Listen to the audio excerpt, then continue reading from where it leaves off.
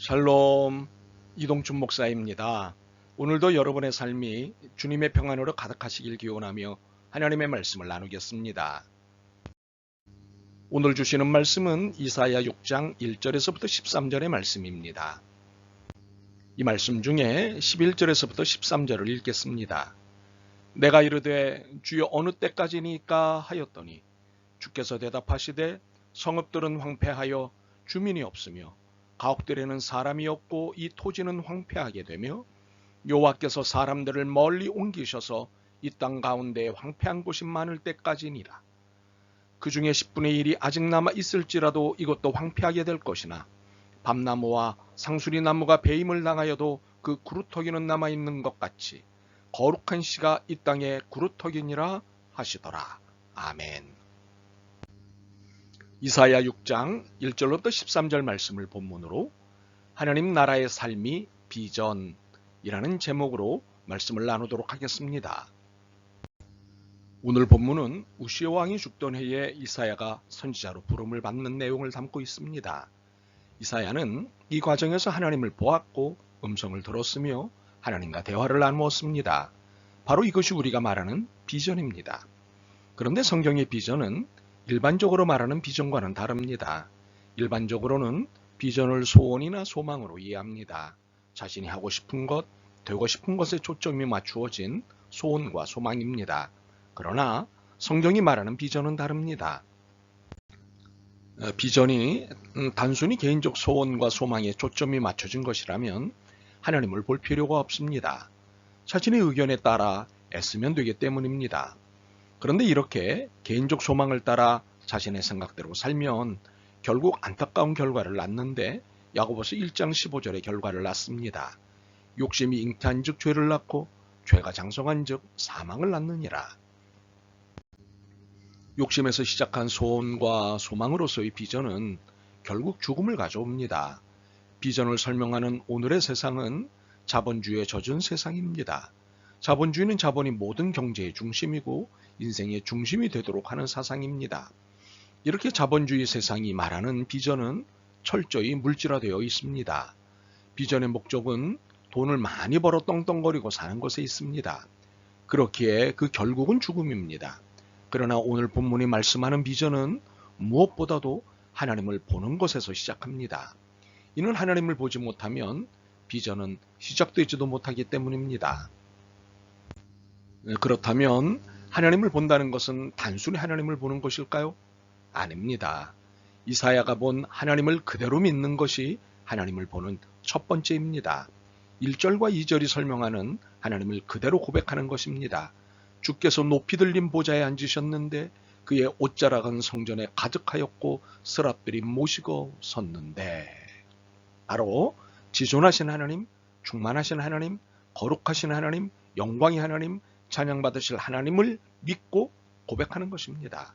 이렇게 비전은 하나님에 대한 믿음과 고백으로부터 시작됩니다. 이렇게 하나님을 봤다면 그 다음은 음성을 들어야 합니다. 우리는 보통 비전을 보는 것에 초점을 맞춥니다. 비전, 비주얼, 비디오 이런 식으로 연결합니다. 그러나 성령의 비전은 보는 것만이 아니라 듣는 것도 있습니다. 하나님의 말씀을 듣는 과정이 포함됩니다. 내가 또 주의 목소리를 들으니 주께서 이르시되 내가 누구를 보내며 누가 우리를 위하여 갈꼬 하시니 8절입니다. 내게 무엇을 말씀하실는지를, 즉 내게 해당되는 말씀을 듣는 것입니다. 앞서 설명했다시피 비전에 있어서 하나님을 본다는 것은 신앙 고백으로서의 믿음을 보이는 것입니다. 이제부터 저는 하나님의 영원한 종입니다. 하나님이 무엇을 시키시든 할 준비가 되어 있습니다. 라는 신앙 고백을 하는 것입니다. 그리고 그 다음이 듣는 것입니다. 내게 요구하시는 것이 무엇인지를 듣기 시작하는 것이 비전을 찾는 두 번째 단계입니다. 그리고 비전의 세 번째 단계는 하나님과 대화를 나누는 것입니다. 하나님이 나에게 말을 걸기 시작하셨다는 것을 알았으면 그에 대한 응답이 있어야 합니다. 자, 하나님이 이사야에게 무슨 말을 거셨습니까? 8절입니다. 내가 누구를 보내면 누가 우리를 위하여 갈꼬 였습니다. 그러자 이사야는 계속해서 내가 여기 있나이다 나를 보내소서라고 반응하였습니다. 이 대화는 9절에서부터 13절에 이르기까지 계속됩니다. 이렇게 비전의 세 번째 단계는 대화를 나누는 것입니다. 이 대화 과정에서 우리가 알아야 될 것이 있습니다.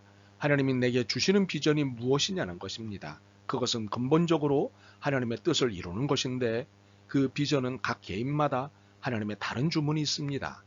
그렇기 때문에 그 개별적인 주문이 무엇인지를 정확히 알기 위해 주님과 대화를 나누어야 합니다. 그렇기에 깊은 대화가 요청되는 것입니다. 경험하다시피 대화는 상대방이 의도하는 바를 바르게 알 때까지 주고받아야 오해가 생기지 않습니다. 중간에 말을 끊거나 지레 짐작했다가는 큰 낭패를 당합니다. 그러므로 우리가 하나님과의 대화에 있어서 하나님이 내게 주문하신 비전이 무엇인지를 바르고 정확하게 알기 위해서는 깊은 대화의 과정이 필요한 것입니다. 그래서 하나님과의 대화의 첫 번째 요소는 기도입니다. 기도 없이 비전을 찾는다는 것은 상상하기 어렵습니다. 비전은 반드시 기도에서 찾아질 수 있습니다. 기도 중에 길을 보게 되고 능력을 얻게 될 것입니다. 그러므로 기도하는 거룩한 습관을 들이십시오. 대화의 두 번째는 말씀입니다. 물론 여기에는 성경만이 아니라 설교도 포함됩니다. 세 번째는 독서와 상담입니다. 고 이어령 선생님은 늘 이런 말씀을 하셨습니다. 세상의 모든 지혜와 해답은 도서관에 있다. 비전을 찾고 인생의 지혜를 얻기 위한 독서를 해야 합니다. 그리고 믿음과 지혜를 갖고 있는 어른들과 상담을 하는 것입니다. 이러한 비전을 위한 대화의 과정을 통해 우리는 우리의 비전을 확신하게 됩니다. 그러나 비전의 확신은 이것으로 끝나는 것이 아닙니다. 거룩함과 연결되어 있습니다.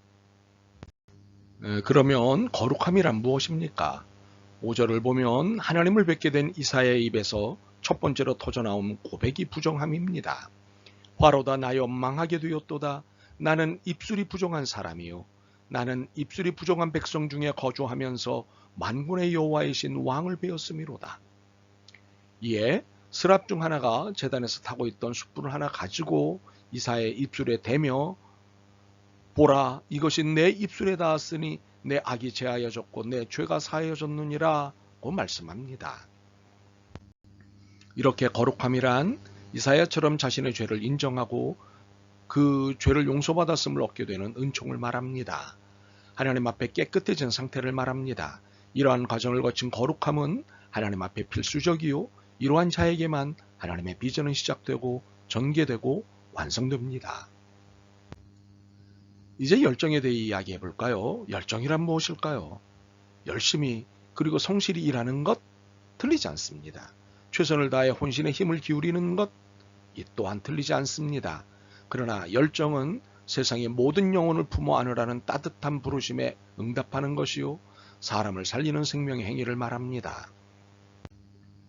이사야는 하나님께 헌신한 이후 하나님과 깊은 대화를 나누었습니다. 대화의 주제는 하나님께 완악하게 대하는 백성에 대한 입장 정리였습니다. 처음에 하나님은 이사야에게 그러한 백성은 소망 없는 백성이라고 평가를 하시고는 기대를 걸지 않는다고 하셨습니다. 그러자 이사야는 그럼 이 백성과의 관계를 아주 끝장내실 생각이냐며 안타까운 마음을 드러냈습니다.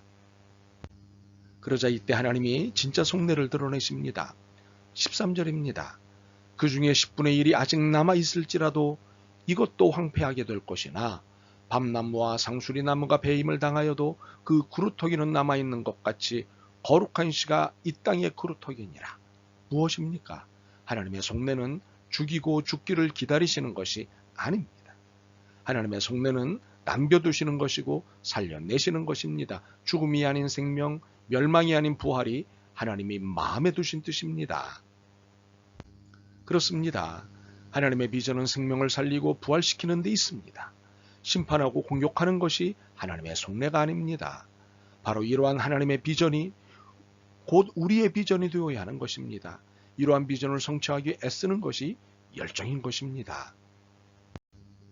그러므로 우리가 달라져야 합니다.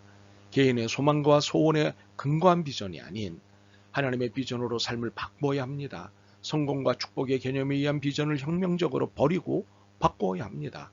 자본주의에 물들어 화폐 중심으로 사고하던 습관을 과감히 던져버려야 합니다. 예수님이 선포하신 하나님 나라의 삶, 산상수훈에 말씀하신 하나님 나라의 삶이 비전이 되어야 합니다. 이렇게 주님의 뜻이 이 땅에서 이루어지실 수 있도록 애썼으면 좋겠습니다. 아멘.